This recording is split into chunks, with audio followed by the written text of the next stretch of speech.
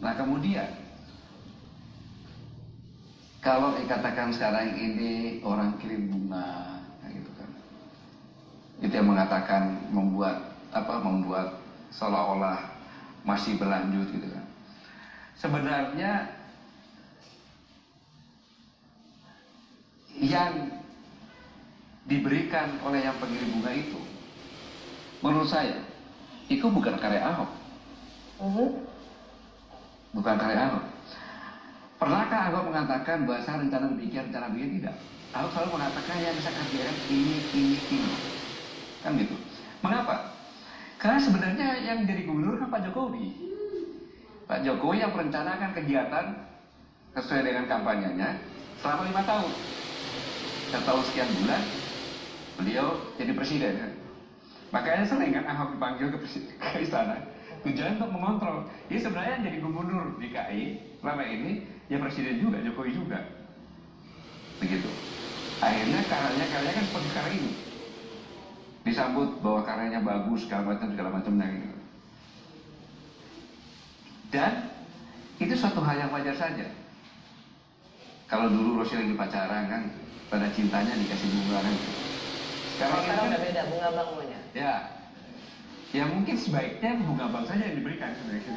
Tapi Pak Gatot, pertanyaan saya adalah seberapa besar sesungguhnya aksi-aksi ini, aksi bela Islam, mereka menuntut keadilan, yaitu supaya terdakwa dihukum maksimal.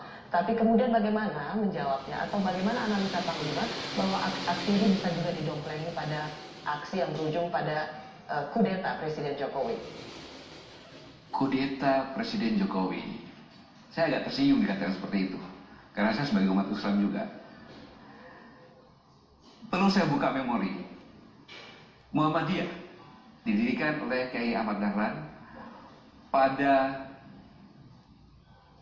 20 November 1912. Dan Nahdlatul Ulama pada tanggal 31 Desember 1926 dengan Kiai Hasyim Asy'ari. Belum Sumpah Pemuda. Dan yang membuat persatuan karena dua, saya katakan, tiang agama di Indonesia tadi. Sebelum kemerdekaan. Pada saat perjuangan merebut kemerdekaan, pasti dimotori oleh para kiai, para ulama, sehingga santrinya bergerak. Karena mayoritas masyarakat Indonesia adalah Muslim. Sehingga berjuang dengan senjata apa adanya dan berhasil. Sedikit saya kupas mengapa demikian. Karena manusia Indonesia adalah kesatria yang berjiwa patriot. Buktinya, cek yang katanya ada 700 atau 1.300-an lebih suku di Indonesia ini, di Nusantara ini. Adakah satu suku saja yang tidak mempunyai ciri khas senjata? Dan senjata pisau.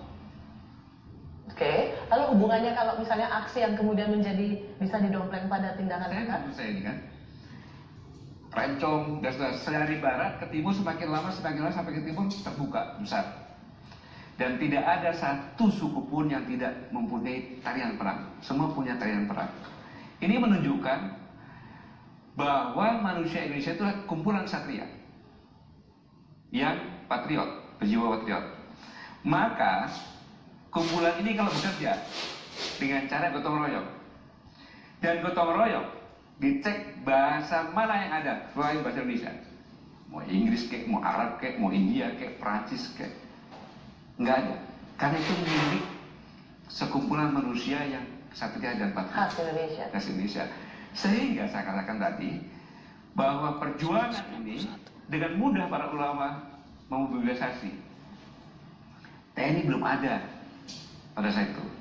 Jadi yang memerdekakan bangsa ini adalah mayoritas umat Islam, umat Katolik, umat Hindu, umat Buddha, dari berbagai macam suku yang tinggal di sini. Nah, maka masa mayoritas Islam yang memerdekakan bangsa ini, kemudian pada saat bangsa ini baru masih bayi,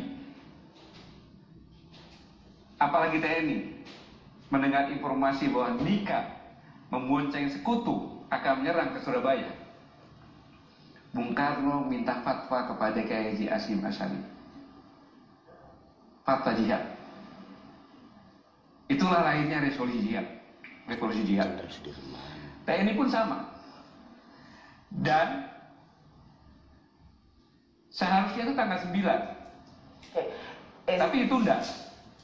Ditunda, kenapa ditunda? Karena menunggu ulama di Jawa Barat, Kiai Haji Abbas. Dialah yang memimpin di sana.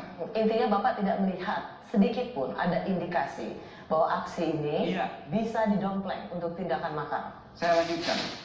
Mereka melawan senjata modern dengan bambu runcing, dengan senjata perang seadanya, tapi bisa membunuh pimpinannya. Apakah sejak perjuangan merebut kemerdekaan yang mayoritas adalah umat Islam, kemudian mempertahankan kemerdekaan umat Islam, kemudian umat Islam akan merusak negara ini? Tidak mungkin. Buktinya 411, 212, damai, aman, tertib.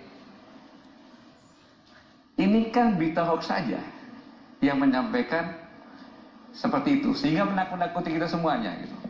Jangan takut, Indonesia tidak bisa ditakut-takuti. Karena kita kumpulan manusia kesatria yang berjiwa patriot, itu dia. Sebelum 21. Mantap. Sebelum 21. Panglima TNI mantap. Ada aksi itu. Panglima Besar Pita dan jajarannya mendukung statement Panglima TNI. Ada press conference langsung di Cilangkap yang mengatakan TNI. Bravo, Panglima TNI. Tegas. Yang mengganggu. Tidak akan mungkin. Tidak akan mungkin. Lihat lagi bagaimana pernyataan. Mayoritas Muslim akan menghancurkan negaranya sendiri. Ingat itu. Panglima Besar Pita mendukung full 100% merdeka. Merdeka. Merdeka. Merdeka.